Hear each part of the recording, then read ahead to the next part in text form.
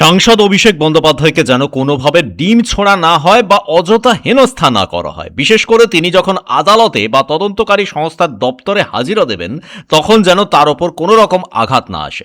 পুলিশকে এই নির্দেশ দিল কলকাতা হাইকোর্ট। একই সঙ্গে 15 দিনের মধ্যে জুডিশিয়াল ম্যাজিস্ট্রেটের কাছে নিজের ভয়েস স্যাম্পল জমা দিতে হবে তৃণমূল সাংসদকে। সেই নির্দেশও দিল আদালত। নির্বাচনের সময় অভিষেক যে ডিজে মন্তব্য করেছিলেন, তার পরিপ্রেক্ষিতেই আদালত তাকে ভয়েস স্যাম্পল জমা দেওয়ার নির্দেশ দিয়েছে। অভিষেক বন্দ্যোপাধ্যায় তার ভয়েস স্যাম্পল জমা দিতে দেরি করায় আজ বিচারপতি সৌগত ভট্টাচার্য অসন্তোষ প্রকাশ করেন। অভিষেক বন্দ্যোপাধ্যায় তার নিজের সুরক্ষার জন্য যে আবেদন জানিয়েছিলেন, কলকাতা হাইকোর্টে তার শুনানি এগিয়ে আনার আবেদন জানিয়েছিলেন।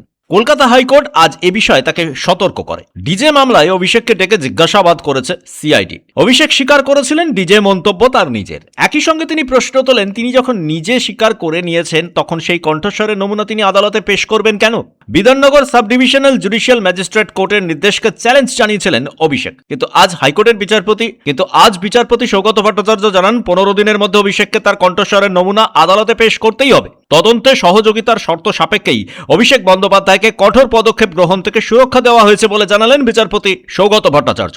একই সঙ্গে তিনি অভিষেক বন্দ্যোপাধ্যায়কে সতর্ক করে দিয়ে বলেছেন, তদন্তে সহযোগিতা না করলে রক্ষা কবচ প্রত্যাহার করা হবে। এমনকি মামলা খারিজ করে জরিমানাও করা হতে পারে অভিষেক বন্দ্যোপাধ্যায়কে। ব্যুরো রিপোর্ট, পূবের কলম ডিজিটাল।